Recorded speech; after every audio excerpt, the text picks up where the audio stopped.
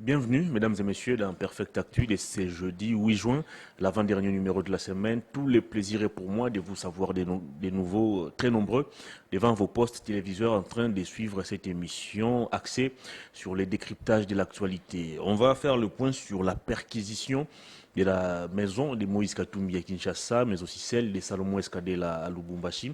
Une perquisition qui s'est déroulée à l'absence des avocats et des membres de famille respectifs des deux personnalités empêchées, selon les informations en notre possession, par les agents des renseignements militaires déployés sur terrain. Est-ce que cette procédure a-t-elle été régulière? On va tenter d'en parler au cours de cette émission. L'actualité, c'est aussi la réaction des 22 organisations de la société civile qui dénoncent l'instrumentalisation de la justice dans le dossier Salomon Eskadela. Pour ces ONG, les renseignements militaires cherchent plutôt des infractions ou cherchent plutôt des justifications pour donner un argumentaire aux infractions retenues contre Salomon Eskadela, et ces ONG exigent la libération sans condition et immédiate de ses conseillers privés de Moïse Katumbi Chapwe. On va aussi essayer de survoler la situation de la ville de Kinshasa avec cette guéguerre entre Jontini Ngobila, gouverneur de la ville, et le pasteur Godem Poyi, président de l'Assemblée provinciale de Kinshasa. Je reçois sur ce plateau Merveille Baelenge Irenge. Il est journaliste, présentateur de l'émission très suivie Opinion croisée sur Perfect Télévision. Il nous fait l'honneur de passer sur ces plateaux pour décortiquer ensemble et avec nous les grandes questions d'actualité. Bienvenue à vous. Merci beaucoup Hervé Thomas, c'est un plaisir pour moi justement d'être là en face de vous. Vous faites partie de la génération montante et Peter Tiani, là où il est, c'est parmi... L'introuvable Peter Tiani. C'est parmi les journalistes qui savent détecter les talents. Quand je vous suis, maintenant je vois un Hervé Thomas métamorphosé. C'est vrai qu'Hervé Thomas a été un bon journaliste, mais là encore, j'ai découvert ce que vous n'aviez pas avant, et pour ça, je vous en félicite. Merci Cette beaucoup. émission, ça devient pratiquement le culte. À 16h, à partir des 18h, c'est presque tout le monde qui cherche, à 17h, 18h, tout le monde qui cherche à suivre Perfect Télévision. Absolument. Pour regarder Hervé Thomas. Comment allez-vous? Je vais bien, moi personnellement, mais je ne vais pas bien en tant que Congolais et journaliste engagé. Ah, vous faites aussi partie de la catégorie des journalistes engagés. Journaliste engagé. Écoutez, j'aimerais... Un concept qui pose problème. Il y a des gens qui estiment que c'est un concept qui n'a pas de soubassement académique, on va le dire, ou scientifique. Écoutez, cher Hervé Thomas. Moi, je suis, en dehors d'être journaliste pratiquant, je suis également scientifique. Je suis chercheur en sciences de l'information et de la communication. Je suis doctorant, en effet. Je suis détenteur d'un diplôme d'études approfondies, un DA de l'IFACI. Je suis à l'étape de rédaction de la thèse de doctorat. Et je sais que les concepts, ça se construit. Nous ne sommes pas formés pour être des perroquets. Ça veut dire que tout ce que l'homme blanc a écrit, tout ce que Jean-Jacques Rousseau a écrit à l'époque, tout ce que Gérard Genette a écrit, nous prenons, nous venons, nous reproduisons sans tenir compte de notre contexte. Chaque pays a ce qu'on appelle son contexte. C'est même pour ça qu'en communication, on insiste beaucoup plus sur la notion du contexte. Ceux qui ont fait les sciences de l'information et de la communication, qui ont suivi les cours de théorie des communications, vous apprendrez qu'il existe des écoles. Il existe une école qui insiste sur la notion du contexte. Chaque communication trouve son sens selon les contextes dans lesquels il est employé. Nous sommes dans un contexte congolais avec une réalité toute particulière. La réalité existe, mais il faut nommer cette réalité-là. Nous la nommons, c'est notre réalité à nous, Congolaises, le journalisme engagé. Si vous prenez cette même réalité, vous l'emmenez en France, les Français peuvent trouver le contexte qui leur convient. Exactement. Et le nommer. C'est ça. Et nous sommes dans la recherche. D'ailleurs, dans les tout prochains jours, je vous promets un article scientifique sur les concepts journalisme. Je suis impatient de les lire en tout cas. Moi, je ne suis pas un perroquet. Je suis un chercheur c'est pas pour rien qu'on appelle ça la recherche. Vous répondez quoi à ceux qui estiment que le journalisme engagé, c'est synonyme du militantisme? Le journalisme C'est engagé... un journalisme dépourvu de toute objectivité. Le journalisme engagé n'est pas un journalisme qu'on peut comparer au militantisme. Parce que lorsqu'on est militant, on s'en fout de ce qu'on appelle en journalisme les genres journalistiques. Alors que nous, tout en étant engagés, entre guillemets, comme ils le disent, nous faisons appel à ce qu'on appelle des genres journalistiques. En journalisme, il existe des articles d'information stricts, où l'on reste sur le principe. Il existe également ce qu'on appelle les genres des commentaires. C'est dans les genres des commentaires qu'en réalité, la vérité devient plurielle. Alors que dans les articles d'information, il y a des sources d'information strictes. Là, c'est, par exemple, dans un reportage, vous faites la description abondante de ce que vous avez vu, entendu, senti et goûté sans enlever quelque chose. Vous touchez même. Ah oui, là, vous restez sur les vérités qui sont là. Mais lorsque vous entrez dans les commentaires... La sacralité des faits. La sacralité des faits. Mais lorsque vous entrez dans les commentaires, les vérités deviennent plurielles. Moi, je vois le fond là bleu. Mais vous, Hervé et Thomas, vous pouvez voir ce fond-là rouge. Très bien. Vous avez gardé ce qu'on appelle de l'objectivité. L'objectivité, c'est dire noir, c'est qu'on a vu noir. Blanc, c'est qu'on a vu blanc. Et blanc, pour toi, peut-être noir. Pour moi, Hervé et Thomas. Vous me replongez encore dans les bancs, je veux dire les bancs académiques. Nous sommes également des chercheurs. Vous savez, j'aimerais dire quelque chose avant de poursuivre. Le mal dans notre profession, c'est que nous sommes pratiquement envahis par nos amis qui n'ont pas, en fait, des sous-bassements, qui n'ont pas... Les gens qui ne sont pas formés pour être journalistes. Les gens dont les sciences de l'information et de la communication ne sont pas leur domaine de prédilection. Et qu'est-ce qui se passe? Ils restent bornés sur ce qu'ils ont appris sur l'État. Alors que nous avons et les théories, nous savons adapter les théories que nous avons apprises sur le terrain avec la pratique. Donc moi, je suis différent de ces gens-là. Moi, toute ma vie, j'aimerais terminer, je n'ai fait que les sciences de l'information et de la communication. 5 ans pour un diplôme de licence, 5 ans pour un DA. Et là, je suis en train de poursuivre. Dans 2-3 ans, je suis docteur en sciences de l'information et de la communication. Professeur bientôt. Professeur bientôt. Ah, un très jeune professeur alors. Ah oui, merci beaucoup.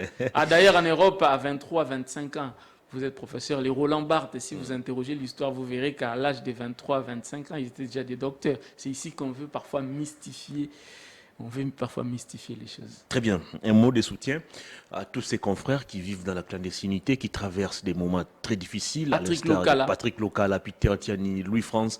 Bref, tous ces journalistes qui sont aujourd'hui menacés par des poursuites, des sanctions au niveau du CESAC, de l'UNPC.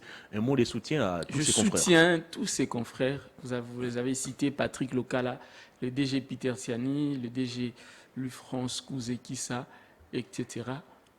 J'aimerais que le pouvoir actuel se souvienne de l'époque de Joseph Kabila, parce qu'ils veulent nous faire croire que ce que nos confrères font, c'est en tout cas la violation de la norme. C'est du nouveau apparemment. C'est du nouveau. À l'époque, Félix Tshisekedi, opposant, Patrick Mouyaya, il était au Palou, je le rappelle très bien. Nos amis ont accompagné Tshisekedi avec presque les mêmes méthodes. Les Paulette Kimuntu, les Peter Tiani, les Eliezer Tambo, les Mike Mukebai, ils ont tous accompagné Félix Tshisekedi, les Serge Kabongo. À l'époque, je m'en souviens très bien, à l'époque où Kiosque, c'était pratiquement l'émission culte. C'était la même chose. À l'époque, Joseph Kabila n'a jamais parlé des journalistes engagés, etc. Mais quand c'est eux qui sont au pouvoir, ils viennent avec des méthodes pour essayer de museler la presse. Non, moi j'encourage les amis à poursuivre avec leur style. Ça existe partout les éditorialistes. Ça existe partout des journalistes avec des positions bien connues, même si vous allez en France, aux États-Unis. Ce n'est pas nouveau, cher Hervé Itoma. Qu'ils ne viennent pas nous impressionner avec ça. Nous connaissons les méthodes, nous savons que dans des pays où on cherche à brimer l'expression, on invente des théories bidons qui n'existe pas pour justifier ce qu'il compte faire pour régner en ayatollah, comme on dit, en guide suprême. C'est révolu ce temps-là, ça ne peut plus se passer ici en République démocratique du Congo. Très bien, la grande actualité, c'est ce qui s'est passé à Kinshasa et à Lubumbashi, la perquisition de la résidence de Salomon Escadela et Moïse Katumbi. Mais bien avant cela, j'aimerais qu'on puisse commenter un peu ce qui se passe à Kinshasa. Oui. Vous suivez depuis un moment cette passe d'armes entre Godem Poyi, président de l'Assemblée provinciale, et Gentini Ngobila, gouverneur de la ville de Kinshasa, qui envoient régulièrement leurs lieutenants dans des plateaux télé, c'est rentrer dedans, s'insulter. Tout ça parce que Godem Poyi veut voir clair dans la gestion de la ville de Kinshasa. Vous, comme expert en communication, vous faites aujourd'hui quelle lecture de ce qui se passe entre ces deux personnalités qui ont longtemps, on va dire, marché ensemble? Ça me fait rire ce qui se passe à Kinshasa, mais j'aimerais d'abord prendre du recul, me comporter en journaliste et observateur. Donc d'abord rester sur les faits. Les faits sont que, aujourd'hui, le président de l'Assemblée provinciale de Kinshasa s'est plaint parce que ses comptes sont gelés. Il semblerait que, j'ai même vu l'un de ses communicateurs confirmer cela. La raison de sa colère. Les présidents de l'Assemblée provinciale de Kinshasa s'étaient portés garant des crédits des députés provinciaux pour, en fait, l'achat des véhicules, des jeeps des députés provinciaux. Et il fallait payer un taux d'intérêt de 2 millions de dollars. Mais avec le temps, la ville n'a pas honoré en fait ses engagements et le taux d'intérêt est passé de 2 milliards à 7 milliards. 2 millions à 7 millions. 2 millions, voilà, me permettez que de 2 millions à 7 millions. Et la banque en question, il s'agit de la banque Afriland, permettez-moi de citer la banque. Pas de problème. Oui, la banque s'est permise de geler les comptes et les avoirs du président de l'Assemblée provinciale de Kinshasa et la banque menace même de geler les avoirs de certains députés. Il a pété un câble. Il a fait au moins 8 correspondances. 8 lettres en 24 heures, si je ne me trompe pas, au gouverneur de la ville de Kinshasa pour demander des explications. Voilà pourquoi ils viennent vous inventer cette histoire de gestion de la ville, etc. Non, le président veut cette fois-ci appliquer le contrôle parlementaire. Mais en réalité, vous l'avez longtemps critiqué de ne pas contrôler Ngobila. C'est un problème personnel. C'est un problème personnel. Cher Hervé, vous savez, moi personnellement, je ne crois plus en lui, le professeur Godem Poyi, que je respecte beaucoup. L'homme aux 15 diplômes. Avec ses titres académiques, notre sapeur national, chaque dimanche, vous voyez, comme tout le monde l'est, ces images avec des couleurs multiples. Moi, j'ai beaucoup de respect pour lui, mais là, je suis en train de parler en tant que Quinois, en tant que Congolais et en tant que journaliste. Ils ont pratiquement vécu ensemble les deux. Ils étaient des complices. 5 ans pratiquement de mariage. J'ai bien dit, Godem Poyi a couvert Gentini Ngobila. Combien de fois nous avons critiqué Gentini Ngobila à la télé? L'Assemblée provinciale n'a jamais convoqué Gentini Ngobila. Mike Moukebaye qui a tenté même d'initier une motion de défiance contre Ngobila. Il a été traqué. Ces initiatives ont été bloquées. Il a été traqué. Le professeur Godem Poyi dit que Mike Moukebaye fait sa plénière sur des plateaux de télévision et ils font leur plénière à l'Assemblée provinciale comme pour se moquer de Mike Moukebaye. Aujourd'hui, les faits ont justifié Mike Moukebaye. Écoutez, moi aujourd'hui, je suis content de l'attitude de Gentini Ngobila. Godem Poyi est en train de payer pour ses péchés. Il est en train de payer. C'est aujourd'hui que l'Assemblée provinciale se rend compte que la ville est mal gérée. C'est aujourd'hui que l'Assemblée provinciale vient nous dire que voilà, Gentini Ngobila a détourné, Gentini Ngobila a fait ceci, cela. Pourquoi ces réveils tardifs? Non mais écoutez, politiquement parlant, et à l'approche des élections, on est à 6 mois des élections. Ça peut être justifié. Il veut nous embobiner à une année des élections. Il sera certainement candidat député national ou provincial. Qu'est-ce qu'il faut faire? Il sait qu'à Kinshasa, en tout cas la population n'a pas digéré la gestion des Ngobila. Alors il faut se désolidariser de Ngobila. Mais non, Gentini Ngobila, pour le moment, je préfère Gentini Ngobila que Godem Poyi. Mais oui, c'est Godem Poyi qui est censé contrôler la ville, qui est censé contrôler le gouverneur de la ville. Il ne l'a pas fait, donc il a autorisé, il a permis à Ngobila de faire tout ce que nous vivons aujourd'hui. Alors, puisqu'il n'y a plus de contrats pour votre ONG d'assainissement, puisque vos comptes sont gelés, vous vous réveillez, vous mettez vos chiens sur les marchés à travers les médias pour s'attaquer maintenant à Gentini Ngobila. La vie des Godimpo y serait même en danger. Ah, mais c'est du n'importe quoi. J'ai vu ceux qui communiquent pour lui c'est du n'importe faire quoi. des tweets Moi, allant dans ce aujourd'hui, sens. là, je suis derrière Gentini Ngobila dans ce dossier. J'ai bien dit dans ce dossier, je suis derrière Gentini Mais Ngobila. pourquoi soutenez-vous Ngobila? Je soutiens... Dont la gestion est chaotique selon Écoutez, le président de l'Assemblée ici, on ne devrait provinciale. pas déplacer les débats. Le problème, ce n'est pas ici la gestion chaotique de Ngobila. Les débats ici, c'est ce qu'on a lu s'il dans vous les différentes plaît, correspondances. les débats ici, des ce Godimpo. n'est pas la gestion chaotique de Gentini Ngobila. Les débats ici, c'est que L'affaire crédit. le président de l'Assemblée provinciale, Godin Poya, a vu ses comptes être gelés et il a pété un câble, il veut se venger. C'est ça la réalité. Qu'on laisse Gentini Ngobila tranquille. Qu'on laisse Ngobila tranquille. Ne venez pas nous endormir.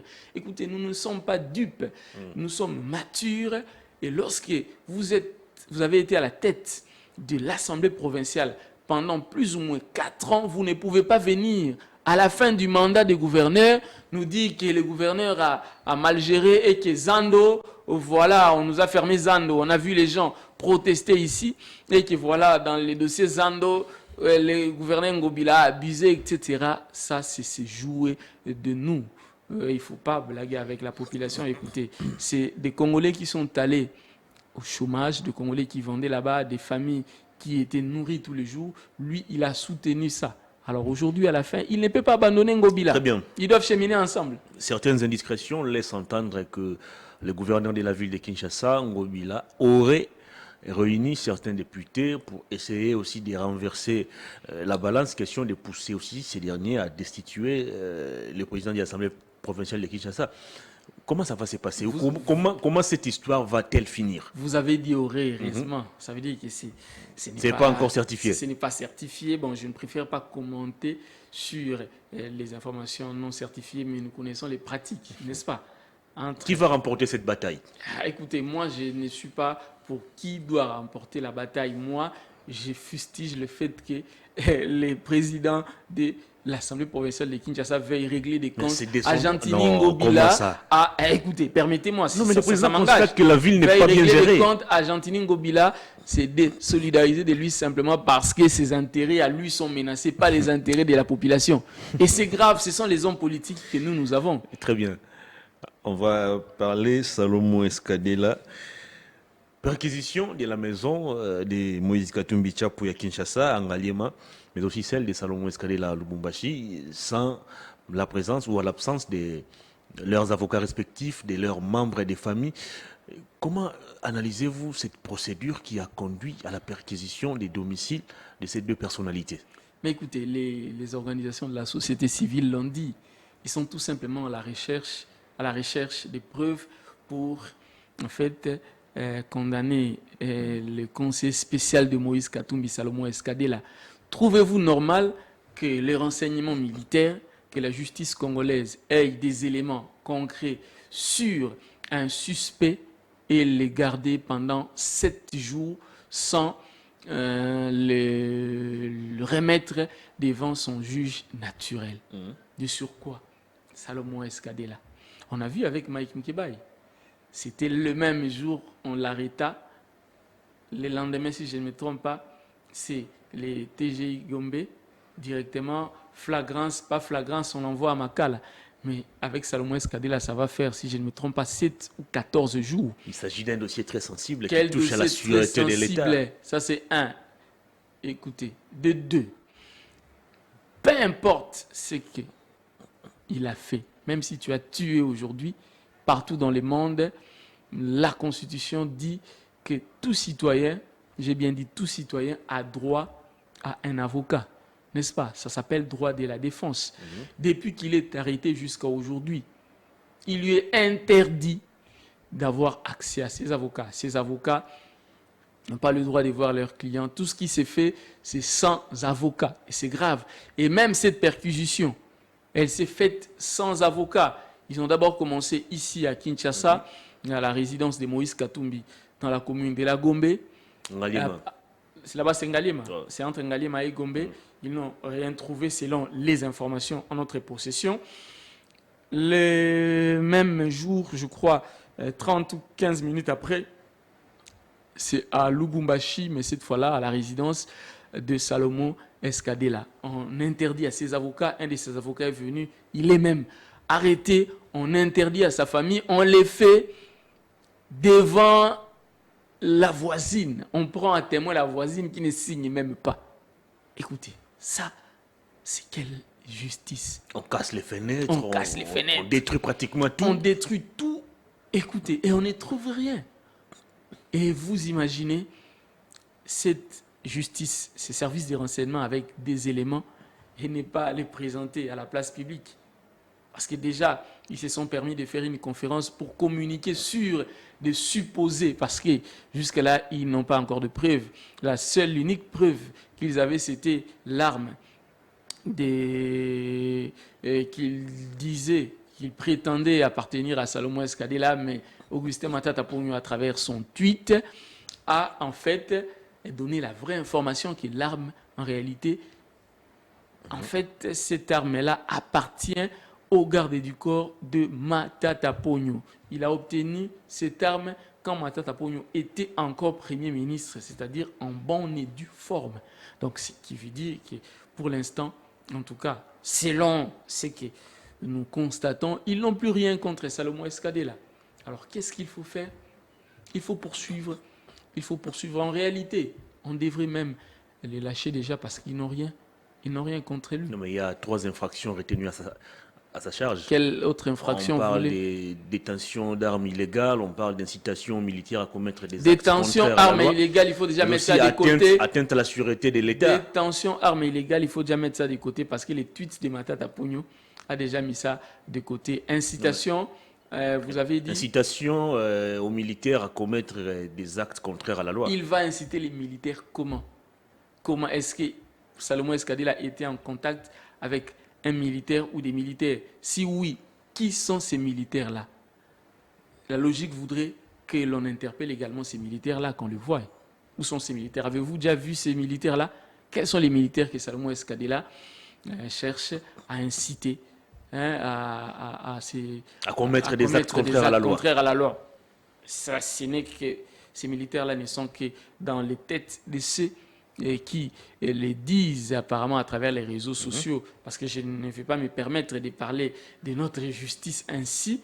En tout cas, moi, je vois ça à travers les réseaux sociaux. La justice, elle ne s'est pas encore, en tout cas, prononcée, parce que seul le magistrat est censé, en fait, déterminer les infractions. Ce que j'ai vu là, en fait, ce n'était qu'un inspecteur. Et devant la loi, l'inspecteur n'est pas habilité à déterminer les infractions. Et donc, jusque-là, on est en train de chercher des preuves. On n'en a pas encore. Les preuves n'existaient pas. Alors, en contact avec les M23, avez-vous les preuves? Mais par contre, ici en RDC, nous avons vu les porte-paroles du M23 citer un nom que je n'aimerais pas citer ici. Cette vidéo-là existe. On a vu Bisselele, Fortuna Bisselele, à l'époque collaborateur du président de la République, passer sur un média en Belgique, tenir une déclaration, parler des gagnants-gagnants. On a vu ici notre président de la République avec le président rwandais qui aujourd'hui est l'ennemi de la RDC. On a vu notre ministre de la Communication et des Médias faire des selfies avec son modèle, Paul Kagame. Il vous a dit qu'il était son modèle? Non mais écoutez, c'est ce qu'il laisse croire. Moi, je te dis que moi, j'ai fait la communication. Chez nous, en communication, la célèbre école de Palo Alto. Il a pris aussi des photos avec Permettez que j'évolue. Nous, dans la communication, la célèbre école de Palo Alto, la pragmatique de Palo Alto, c'est comme ça qu'on l'appelle. On dit qu'on ne peut pas ne pas communiquer. Tout est communication. Exact. Prendre une photo avec quelqu'un, c'est votre modèle, soit vous l'admirez beaucoup. Ah ben mais oui. Quand je vois ma star préférée, qu'est-ce que j'ai fait? S'il vous plaît, je peux faire un selfie avec vous. C'est ce que moi je fais, c'est ce que les gens font quand ils me voient et les gens qui m'admirent, ils me demandent un selfie. Il l'a fait avec le président français, Emmanuel Macron, parce que c'est aussi son idole. Alors, admettez que Kagame, c'est aussi l'idole de notre ministre de la Communication et Médias, Patrick Mouyaya. Mais le même Patrick Mouyaya passe sur les médias internationaux pour dire que Moïse Katumbi n'a jamais condamné le Rwanda. Le même Mouyaya fait un selfie avec le président rwandais. Quel contraste! Récemment, il a dit que c'était l'armée numérique de Kigali qui défendait Salomon Escadela. Quelle armée numérique de Kigali? Donc, et il reconnaît qu'eux aussi ils ont leur armée numérique qui nous pond tous les jours des fake news parce que tout ce qui se passe aujourd'hui, les versions que les renseignements militaires donnent, ça nous venait. C'est venu de leur armée numérique. En tout cas, les journalistes, entre guillemets, proches des régimes ont publié ça avant. Ils ont sorti une photo montée de la manière la plus bête, je veux dire. Hein? Vous imaginez entre Salomon et les porte-parole des M23, vous avez vu la photo? On a vu, c'est plutôt leur armée numérique. Écoutez, aujourd'hui sur les réseaux sociaux, on n'a pas besoin de parler de l'armée numérique. Les internautes aujourd'hui utilisent ce qu'on appelle de l'instantanéité. Normalement, tout intellectuel, tout communicologue, j'ai bien dit, pas communicateur, mais d'abord communicologue, devrait savoir qu'une communication doit être adaptée aux nouvelles technologies de l'information et de la communication ou aux technologies de l'information et de la communication. C'est un problème d'école. Lorsque vous ne l'adaptez pas, c'est très difficile. Nous sommes dans le monde de l'instantanéité. Ce sont des notions élémentaires qu'ils doivent maîtriser. En préparant cette émission, dans mes recherches, je suis tombé sur un tweet de décembre 2022 écrit par l'un des très crédible journaliste qui puisse exister dans ces pays, Steve Wemby. Oui, mon ami Steve Wemby. Il parlait d'un complot qui planait déjà sur Moïse Katumbi pour l'écarter de la présidentielle. Et dans son tweet, il relatait déjà qu'on va monter une stratégie qui va consister à placer des armes dans les différentes résidences de Moïse Katumbi pour justifier son intention de vouloir renverser le régime. Et à voir ce qui se passe aujourd'hui avec Salomon Escadela, est-ce que vous pensez que Steve Wemby avait raison de le dire ou vous estimez qu'il y a encore des choses à corriger? Non, mais en tant que journaliste, il a prédit. Ça existe. C'est ça, en fait, la peau d'un analyste politique. Un analyste politique se fonde sur les faits et il peut se permettre parfois de prédire l'avenir sur base des faits. Cela peut se concrétiser ou pas. Mais aujourd'hui, ça s'est concrétisé. Vous avez parlé de Wemby. Moi, je vous parle. Tout récemment, on a vu les journalistes annoncer que Salomon Escadela était sur le point d'être arrêté. Quelques jours après, il sera arrêté. On a annoncé Olivier Kamitatou traqué. On a parlé de Prince Epenge. On a vu Prince Epenge traqué. On a vu un confrère, selon les CID, se pointer là comme par hasard. Prendre les images. Il a été escorté par la police. Escorté par la police au bon endroit, au bon moment. Lui, il est toujours au bon endroit, au bon moment. Bon Dieu, non d'une pipe, comme disait mon grand-père. Écoutez, revenez sur ma question. Ne prenez pas les gens... Les complots contre Moïse Katumbi. Écoutez, il existe exactement un complot. Tout ce qui se passe maintenant. Leur problème, c'était quoi? C'est ce qui s'est raconté dans les bouches de nos amis qui soutiennent le pouvoir. Ils disent quoi? Voilà, Salomon Escadela, c'est leur porte-monnaie. Si on l'arrête, on déstabilise et Moïse Katumbi. L'agent payeur. C'est comme ça qu'on l'appelle. On déstabilise et Moïse Katumbi et toute son armée numérique. Parce que quand vous faites des tweets, on vous dit, vous venez au mauvais moment, l'agent payeur et... $1100, c'est fini. On précise même. Vous n'en aurez plus. Vous n'en aurez plus. N'importe quoi, c'est dit n'importe quoi. Les journalistes, c'est l'actualité. Moi, c'est ce que j'ai appris à l'école. Aujourd'hui, que vous soyez proche du pouvoir ou de l'opposition, si vous avez un média et que vous faites du journalisme, vous êtes obligé de parler de Salomon Escadela. Quant à vous, de définir ce qu'on appelle l'angle, c'est là où la ligne éditoriale s'est définie. Très bien. Et quand vous prenez votre angle, on ne peut pas vous en vouloir de prendre un angle qui va à l'avantage de Tshisekedi ou un angle qui va à l'avantage de Moïse Katumbi. C'est ça le journalisme que moi j'enseigne à l'université, que j'applique, que les amis ne veulent pas que moi j'applique parce qu'eux, ils ont l'expérience. L'expérience n'est pas égale à la science. Moi, j'ai la science et aussi l'expérience des terrains. Nous sommes à 6 mois des élections. Voyez-vous la candidature de Moïse Katumbi être très facilement validée avec tout ce qu'on vit actuellement? On a commencé avec cette histoire des pères et des mères, on n'en parle plus. Maintenant, d'abord, il faut même revenir en arrière. Dossier mercenaire, des pères et des mères. Actuellement, c'est des armes, tentatives, des coups d'État. Voyez-vous Moïse Katumbi, sa candidature être facilement validée? La candidature de Moïse Katumbi, d'abord, doit être validée parce que c'est un Congolais et la Constitution donne en fait les droits à tout Congolais d'être candidat à n'importe quel poste de responsabilité dans ce pays. C'est-à-dire que la candidature de Katumbi doit être validée. Mais il faut aussi fustiger le fait que le régime en place est en train de se battre justement pour chercher des poux dans la tête d'un chauve, chercher comment en fait le disqualifier. Essayer. Et pourquoi on va chercher à les disqualifier parce alors que que Moïse Katumbi, du côté de l'Union sacrée, on estime que Félix Tshisekedi a un bilan très éloquent, capable de battre n'importe quel candidat qui va se présenter en face de lui. Parce que sur le terrain, aujourd'hui, la population ne mange pas sa faim. S'il faut descendre trop bas. Tout récemment, on a vu les chauffeurs des taxis gréver, on a vu comment la ville était paralysée, n'est-ce pas? Nous ne mangeons pas à notre faim. Les dollars aujourd'hui, j'ai changé à 24. J'ai bien dit à 24. On a vu à l'ISTA, les étudiants ont protesté. On a vu à la direction générale des impôts, ceux qui mobilisent les recettes pour la RDC en train de protester. On aurait suspendu leur plus-value.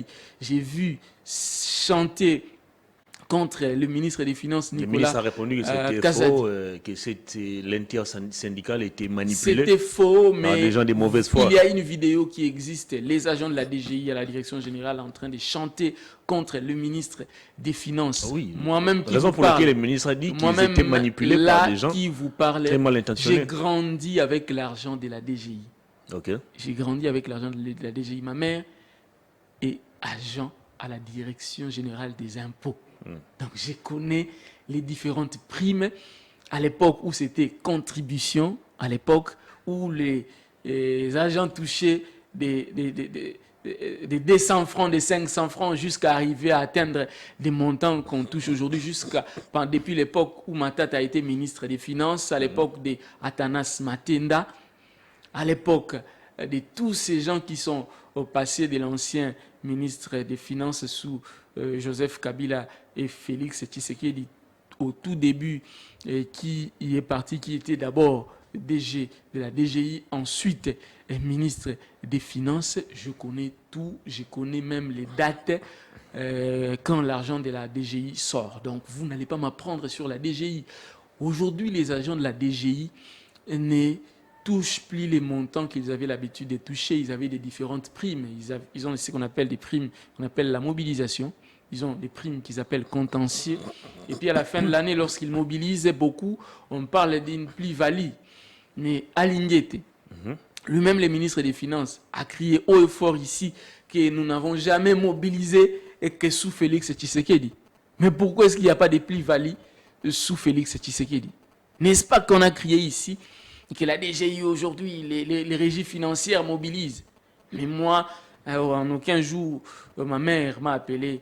Mon fils, nous avons eu notre plus-value. Parce que quand ma mère prend sa plus-value, on nous appelle, elle nous donne à nous tous, chacun un petit rien. Nulle part sans passeport. Au contraire, ma mère s'est plainte. Allô, on ne nous paye plus, nous ne sommes pas encore payés, on n'a pas d'argent. Mais c'est grave. Un agent de la DGI n'a rien à envier. J'ai bien dit n'a rien à envier à un banquier, à qui que ce soit. Très bien, on va évoluer. Merci. On a perquisitionné les résidences des Katumbi et Salomon Escadé. Là, chez Katumbi, on n'a rien trouvé, selon ce que les militaires ont dit, ou selon ce que Francis Kalombo a dit.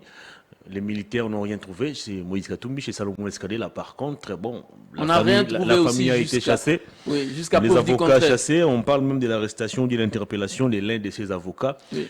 Comment voyez-vous la suite de cette affaire? Est-ce qu'on va organiser un procès pour que Salomon puisse donner ses moyens de défense, ou vous estimez que cette histoire va passer dans le silence, comme ce fut le cas avec François Béa, Bisselele ou encore Mwanga Chouchou? Depuis que nous avons commencé, Salomon Escadé là n'est pas encore assisté par ses avocats. Donc, s'il faut rester dans le droit, on suppose que tout ce qui est fait est des nuls est fait. La procédure commencera le jour où on acceptera que Salomon Escadela soit assisté par ses avocats. Aussi longtemps que cela n'est pas encore fait, tout ce qui s'est fait, Salomon Escadela ne les connaît pas. C'est ça la procédure normalement.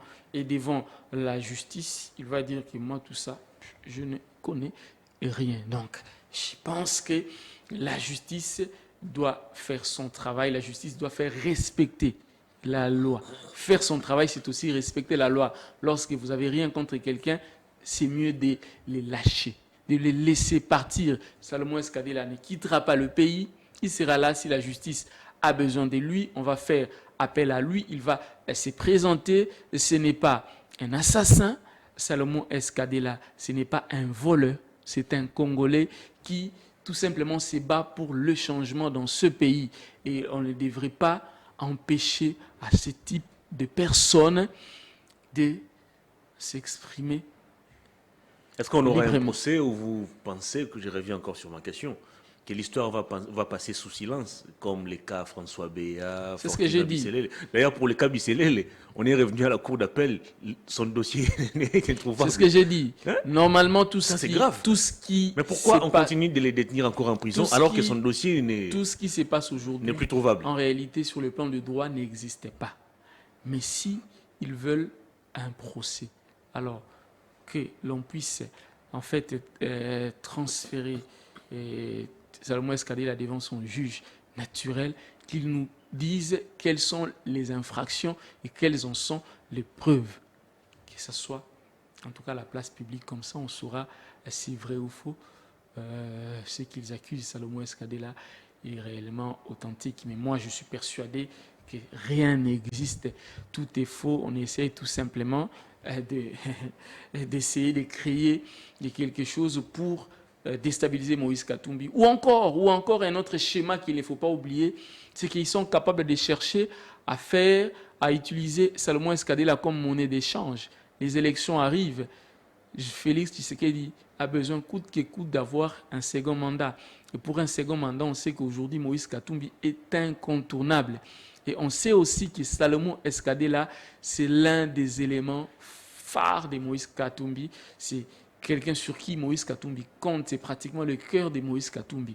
Et pour mettre la pression à Moïse Katumbi, ils essayent peut-être, j'ai bien dit, d'utiliser l'arrestation de Salomon Escadela pour mettre la pression à Moïse Katumbi, dire à Moïse Katumbi, tu veux qu'on lâche Salomon Escadela, laisse-nous faire notre deuxième mandat et puis après nous allons les libérer. Mais je sais que Moïse Katumbi n'acceptera pas cela parce qu'il a pris un engagement avec le peuple, devant le peuple, pour se battre pour le changement, le vrai changement. Voyez-vous Moïse Katumbi être affaibli par cette détention à la DEMIAP de son très proche conseiller Salomon Escadela? Il n'est pas, en tant que leader national, j'ai bien dit en tant que leader national et nationaliste, il n'est pas affecté et il ne peut pas être affecté. Mais en tant qu'humain, Salomon Escadela, c'est quand même l'un de ses proches. Il doit être touché. Je suppose, je ne suis pas dans le cœur des Katumbi. Il doit être touché. C'est comme toi. Si on arrête ton petit frère, ton collaborateur, ton enfant, tu seras en tout cas affecté psychologiquement. Donc, ça ne peut pas manquer, je suppose. Mais je ne le confirme pas parce que je ne suis pas collaborateur de Moïse Katumbi. Très bien. Vous n'êtes pas collaborateur de Moïse Katumbi, bien vous analysez. Merci. Pensez-vous que Salomon Escadela aura la tâche facile, avec tout ce qui pèse déjà sur lui actuellement, au cas où on décide d'organiser finalement un procès? Écoute, atteinte à la sûreté de l'État, il veut renverser ces régimes pour installer je n'ose pas imaginer ce procès. Je n'ose pas imaginer ce procès parce qu'il n'y a rien contre Salomon Escadela. Donc je vois mal parler. Il y a des infractions retenues à sa charge. Je vois mal me mettre à parler d'un procès qui n'aura pas lieu. Il n'y aura pas de procès dans ce sens-là parce que ça n'existe pas. Rien n'a été trouvé. On ne peut pas retenir quelqu'un pendant Ça, 14 jours. C'est logique. Écoutez, dans le fonctionnement du régime en place, c'est tout à fait logique. Mais justement, nous sommes là justement pour dénoncer cela, pour empêcher que cela puisse avoir lieu. Voilà pourquoi moi, dans mon champ lexical, je n'ose pas, en tout cas, emprunter ces différents termes-là. Alors, qu'est-ce que Ensemble pour la République et Moïse Katumbi doivent faire pour créer un contrepoids ou un rapport de force dans ces dossiers? Ensemble doit pousser, ensemble doit continuer à dénoncer. Et nous, journalistes qui nous battons pour, en fait, la liberté, nous allons également les accompagner en tant que journalistes dans l'exercice de notre métier. Nous savons que la tâche ne sera pas facile, mais nous allons foncer comme ça a été le cas lorsque Félix Tshisekedi était encore dans l'opposition, lorsqu'il a été accompagné par les journalistes comme les Paulette Kimuntu, les Peter Tiani, les Ertamboué, les Mike Moukebaï, ils sont nombreux, les Yves Bouya, ils sont nombreux, ils sont vraiment nombreux. Alors, dans la foulée, 22 organisations de la société civile s'invitent également dans le débat.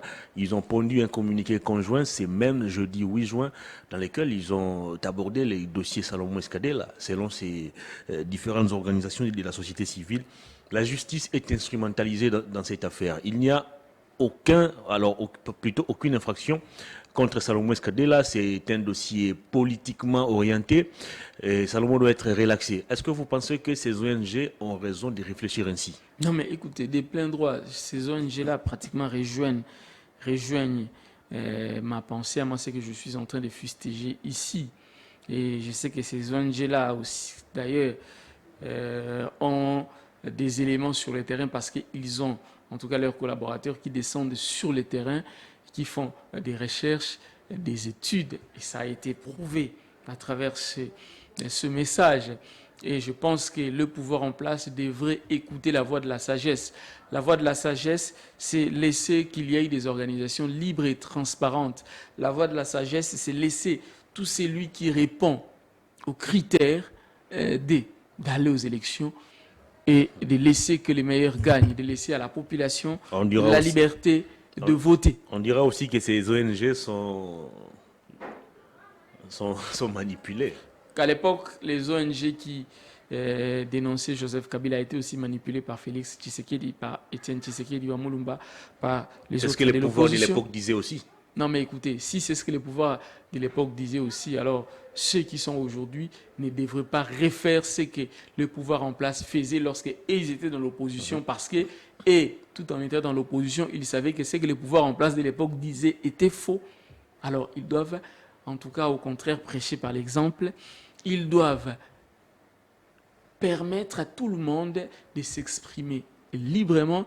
Ils doivent laisser les opposants mener leurs actions politiques dans le respect, j'ai bien dit dans le respect des lois de la République. Est-ce que dans ces contextes, vous pensez qu'on aura des élections apaisées? Vous avez vu il y a peu un communiqué conjoint de plusieurs ambassades occidentales qui ont réagi en rapport avec ce qui se passe en RDC. Les contextes politique devient de plus en plus tendue, il y a tension, il y a des arrestations arbitraires, il y a brimade, il y a des journalistes qui sont contraints de vivre dans la clandestinité. Est-ce que vous pensez que dans ces contextes, on aura des élections apaisées? Je crains qu'il n'y ait pas des élections apaisées. Je crains qu'il n'y ait pas des élections apaisées parce que le pouvoir en place n'est pas en train, en fait, de nous donner un bon cadre, un cadre approprié. Le pouvoir en place, au contraire, est en train de diviser davantage, si je peux me permettre de le dire ainsi. Les opposants ne se sentent pas en sécurité. La CENI ne rassure pas les opposants. Le pouvoir en place cherche à diviser pour mieux régner. Le pouvoir en place est en train de créer des procès, et parfois bidons, pour disqualifier les opposants. Jean-Marc Kabound aujourd'hui est en prison à Makala. On voit aujourd'hui Moïse Katumbi. Pas de jugement, pas de procès. Jugements, pas de procès. Moïse Katumbi aujourd'hui être dérangé. Salomon Escadé là aujourd'hui à la justice militaire. Vous avez par exemple Barnabé Moulingagne qui est depuis à Makala. Lui, il attend purger sa peine. Lui, il attend purger sa peine. Tout récemment, Jacques Ndala été Mike aussi Mukeba à Makala, Nkosso, Mike Mukeba les vaillants Nkosso, combattants. aujourd'hui à Makala, Daniel Safou en clandestinité. Donc ça veut dire que tout les décors est planté pour parler de la dictature. Pour parler de la dictature. Le décor est bien planté. Et vous voulez que nous ayons des bonnes élections. Pensez-vous que l'opposition va accepter d'aller aux élections avec tout ce que nous avons comme problème ici? Je ne pense pas. Et pensez-vous que la population va accepter qu'il n'y ait pas élection dans les délais constitutionnels parce que nous avons hâte de sanctionner les députés qui se sont joués de nous, la population en a marre des dirigeants, des députés provinciaux, etc. Ça veut dire que le décor est planté. Le décor est planté pour parler, en tout cas, d'un chaos, d'une catastrophe. Moi, je n'aimerais pas que mon pays vive une catastrophe. Et le président de la République peut éviter ces catastrophes. Et pour éviter ces différentes catastrophes, en tout cas, qu'est-ce qu'il faut faire? Le président de la République doit, premièrement... Olenganko invite les présidents Non, Olenganko lui-même n'est pas crédible. À consulter la classe politique. Olenganko lui-même n'est pas crédible. Oh, comment ça? Cela ne devrait pas sortir. Cela ne devrait pas sortir de la bouche de quelqu'un comme Olenganko. Voyez-vous, Olenganko est convoqué Martin Fayoulou, appelé Moïse Katumbi. Non, il a demandé plutôt au président de la République de consulter la classe politique. Et si le président de la République dit à Katumbi, à Fayoulou et autres, sur recommandation d'Olenganko, je vous appelle, pensez-vous que Moïse Katumbi et Fayoulou va venir? Pourquoi pas? Il a toujours dit que Félix Tshisekedi était son frère. Il n'est pas crédible. Ils ne sont pas des ennemis. Olenganko, ce n'est pas un exemple. Il est des noms qu'il ne faut pas citer lorsque nous parlons des débats aussi sérieux comme ce que nous sommes en train de faire maintenant. C'est un monsieur que je respecte, mais je pense que sur le plan de la politique, j'ai bien dit sur le plan des principes, c'est quelqu'un qu'il ne faut pas associer à ce genre de débat. Est-ce que la tenue des élections devient-elle hypothétique? Vous avez suivi il y a peu le président de la République lors de sa tournée, je crois, en Suisse. Il avait évoqué la question sécuritaire qui pourrait constituer un handicap à la tenue des élections. Je lisais récemment un média, Afrique Intelligence, qui relevait certaines indiscrétions qu'il a pu obtenir dans l'entourage de Joseph Kabila. Même Joseph Kabila craint que les élections ne puissent pas se dérouler. Il faut qu'il y ait élection. Et s'il n'y a pas élection, nous allons tout simplement prendre la vidéo de Félix Tshisekedi quand il était opposant. Ce qu'il a raconté sur Joseph Kabila quand il était opposant, nous allons la remettre. J'ai vu quelqu'un là il est président de la République. À l'époque, Joseph Kabila était président de la République. Quand il disait, il ne pouvait pas imaginer que demain il sera président. Il avait dit, s'il n'y a pas élection dans le délai constitutionnel, c'est la transition sans Joseph Kabila. Et aujourd'hui, s'il n'y a pas aussi élection dans les délais, normalement, il faut qu'il y ait une transition. Est-ce que ce n'est pas l'opposition qui a peur d'affronter les élections? L'opposition n'a pas peur d'affronter les élections, mais seulement le pouvoir fait en sorte que l'opposition ne se sente pas en confiance pour aller aux élections. Lorsque vous empêchez à leur leader majeur de faire leurs activités pré-électorales, vous voyez Matata Pogno dans les Grand Bandundu, être dérangé. Moïse Katumbi vient à Kinshasa pour aller dans le Congo central. Il faut une autorisation. Ça n'a existé, en tout cas, dans aucun pays du monde entier. Dans votre propre pays, vous avez besoin d'un visa. On a vu. Et il était obligé de rentrer à Lubumbashi parce qu'à Kinshasa, ici, il a reçu des menaces et des menaces. Les sit-in ici sur les boulevards, vous avez vu ce qui s'est passé. Tout est planté pour qu'il n'y ait pas de bonnes élections. Et vous voulez que les opposants puissent avoir confiance en ce régime. Le président dit ne pas comprendre les revendications des opposants.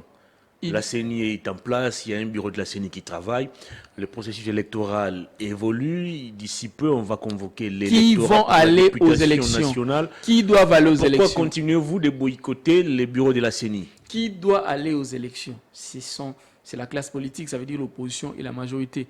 Mais cette opposition-là, vous ne la mettez pas en confiance et vous voulez qu'elle aille aux élections. Elle n'ira pas. Non, mais le président ne comprend pas les revendications des opposants. Elle ne comprend pas parce qu'elle ne vous voulez une chose il ne comprend contraire, pas selon parce qu'il ne veut pas président. comprendre.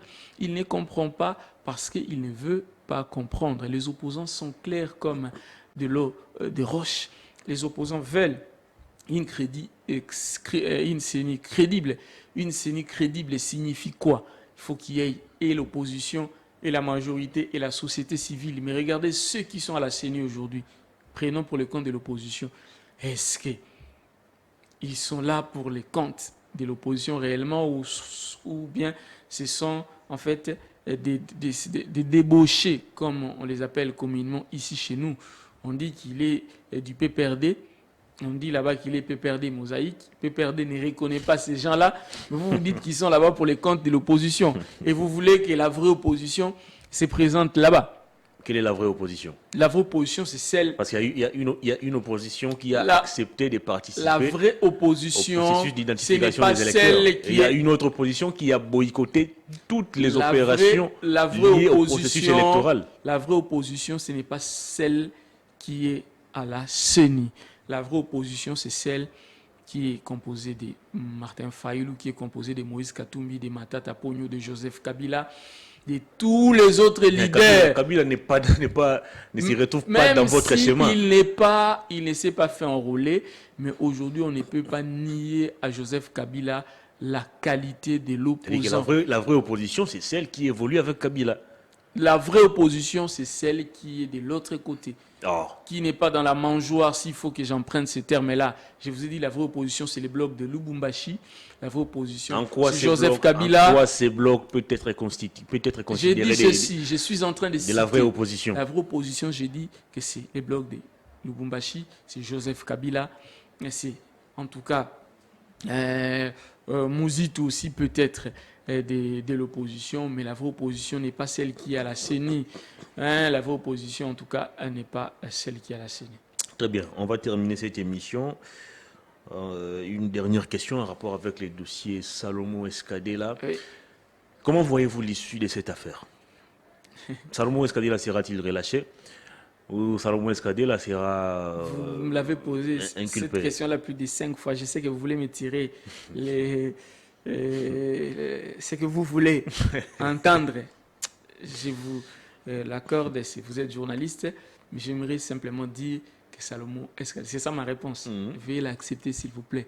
Salomon Escadela ne doit pas être jugé parce qu'il n'y a rien contre Salomon Escadela. La justice, c'est de relâcher quelqu'un lorsqu'on n'a rien contre lui.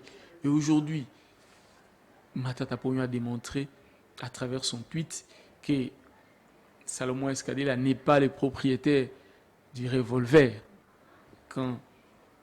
Qu'est-ce qui fait croire à Matata que l'arme qui se trouve à la DEMIAP, l'arme qui serait détenue par Salomon Escadela, c'est celle... La description, le numéro d'arme. Aujourd'hui, quand vous achetez une arme, ce n'est pas comme les cacahuètes que vous allez acheter ici en bas. Vous achetez et puis vous partez là-bas, vous faites enregistrer, il y a le numéro d'arme, etc. Grand merci à vous, Merveille Bayelenge, de votre disponibilité. C'est moi qui vous remercie. Vous savez que je suis toujours disponible pour Perfect Actu. Exactement. Très bien. Ça en est fini pour aujourd'hui. J'avais reçu pour vous Merveille Bayelenge. Il est journaliste, scientifique, chef des travaux à l'IFASIC. Je suis à l'Académie des Beaux-Arts, je suis à l'Université William Booth, je suis doctorant à l'IFASIC. Ah, ok, très bien. Avec lui, on a passé en revue les différentes questions d'actualité. On se retrouve demain vendredi pour le tout dernier numéro de la semaine. Bonne évasion sur nos antennes.